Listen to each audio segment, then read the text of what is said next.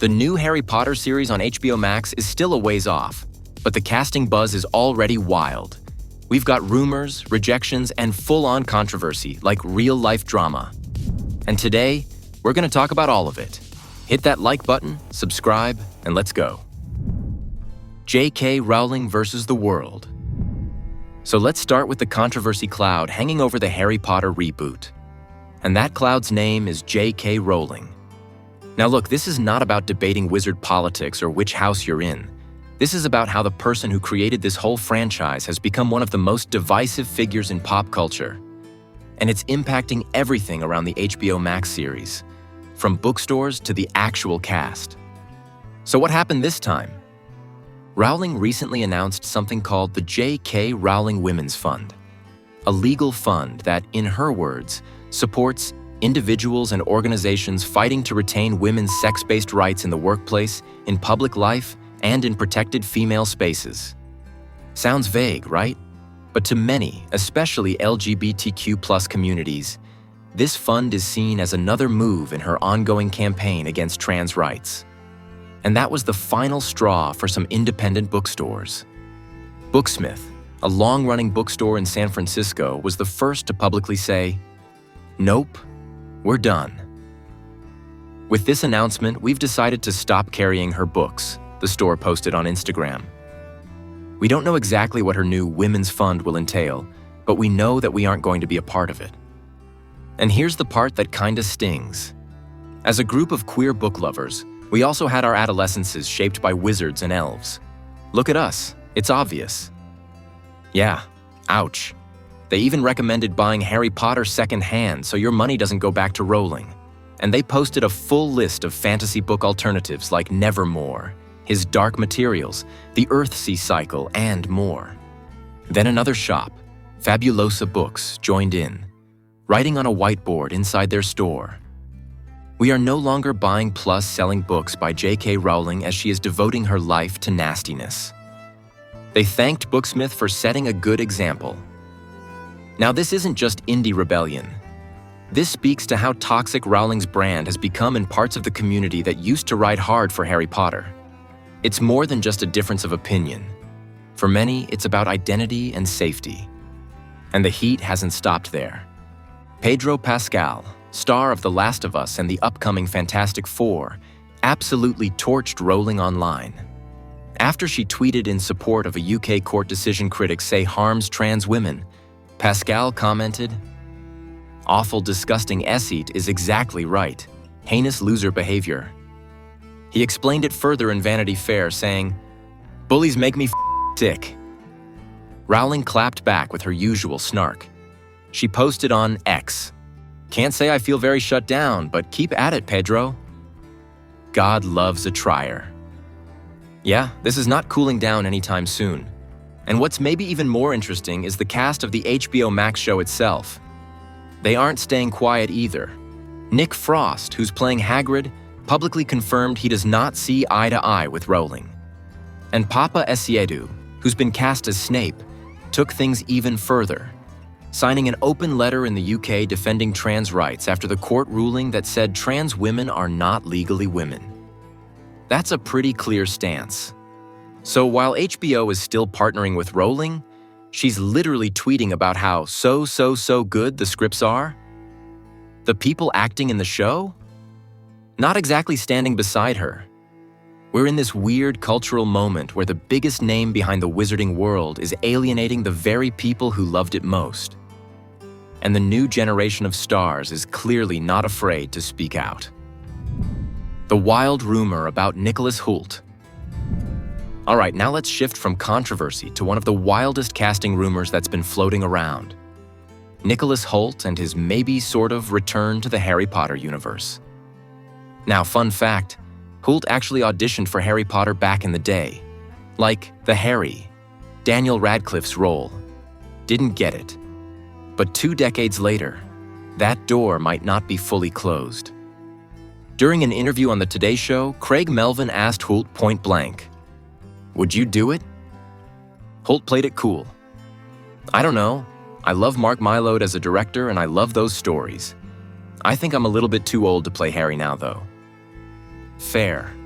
Hoult is in his 30s now, but then Melvin joked that Hoult should just DM the director, Mark Mylod, like he did with James Gunn to land Lex Luthor in the new Superman movie. Hoult laughed and said, "I even have Mylod's phone number now so I can just text him and be like, 'Dude, what's up? Am I too old for Harry this time?'" So, was he serious? Probably not. But here's the thing. This guy's already doing a major franchise, Superman, and he has the acting range to play literally anything from a Death Eater to a complicated professor. He even said he loves the Potter universe. And since the HBO reboot is planning to go deep into the books, and probably way beyond what the movies showed, there's definitely room to bring in a guy like Hoult. Like, imagine him as young Moody, or Regulus Black in a flashback, or even a brand new Ministry character created for the series. At this point, he might not be part of the official cast list, but he's on a lot of fans' wish lists, and he didn't shut it down. So don't be surprised if he pops up later in the series. We're calling it now. HBO's big character shakeups. So we know HBO's going full reboot on Harry Potter. 7 seasons, 1 per book, lots of new faces. But the casting announcements already show that this isn't gonna be a simple page-for-page remake. They're making some bold changes, especially in who they're showing early. Let's start with Lucius Malfoy. Now, in the original books, Lucius doesn't show up until Chamber of Secrets. And in the movies, Jason Isaacs nailed that creepy aristocrat energy in a way that's hard to top. But HBO ain't waiting around. They've cast Johnny Flynn as Lucius, and he's reportedly in Season 1. Which, yeah, that's a change. But is it a bad one? Not really. Here's the thing. Even though Lucius doesn't technically appear in Sorcerer's Stone, he's definitely operating behind the scenes. He's a Death Eater, he's a Hogwarts governor, and his son Draco is basically name-dropping him every 5 minutes. So bringing him in early actually kind of tracks. The show could use him to add tension, maybe have him lurking around Diagon Alley, or influencing decisions at Hogwarts from the shadows.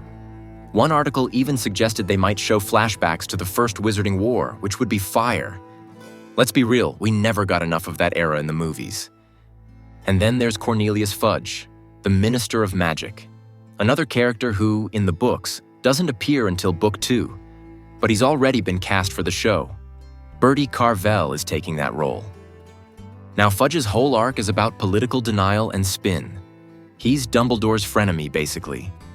But if the show wants to build the Ministry of Magic's presence from the jump, which they should, Fudge being there in Season 1 makes a lot of sense. He's actually mentioned in Sorcerer's Stone, by the way.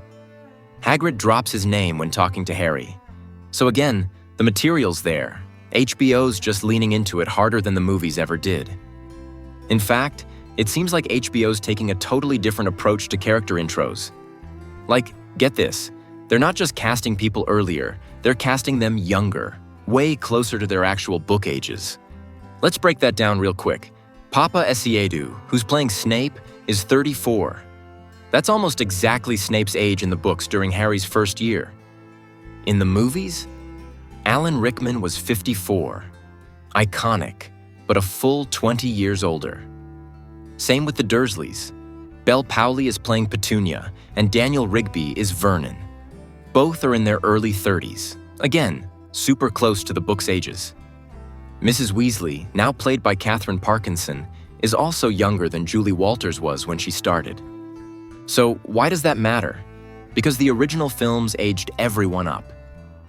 The adults looked like full-on grandparents, even though a lot of them were supposed to be in their 30s or early 40s. This version feels more grounded, more real. If Voldemort's first rise was just 10 years earlier, it makes sense these people are still youngish. The war didn't happen in ancient history. It happened in their lifetimes. And here's the thing. Changing when we meet characters like Lucius and Fudge and how they look and behave totally shifts the vibe. It means Season 1 might be a little more political, a little more tense. Less magic and wonder, more things are not as safe as they seem. Honestly, that could be what sets this show apart from the movies. It's not just about redoing the story. It's about filling in the gaps the movies skipped. And let's be honest, fans want that. The strange return of Professor Kettleburn? All right, buckle up, because this one's for the real book nerds out there. There's a rumor going around that Professor Sylvanus Kettleburn, yeah, that guy, might be showing up in the HBO series. And if your reaction is, who? You're not alone. Kettleburn is like the most blink and you'll miss him character in the entire Harry Potter canon. He's the care of magical creatures professor before Hagrid. But in the books, he's not even in any scenes.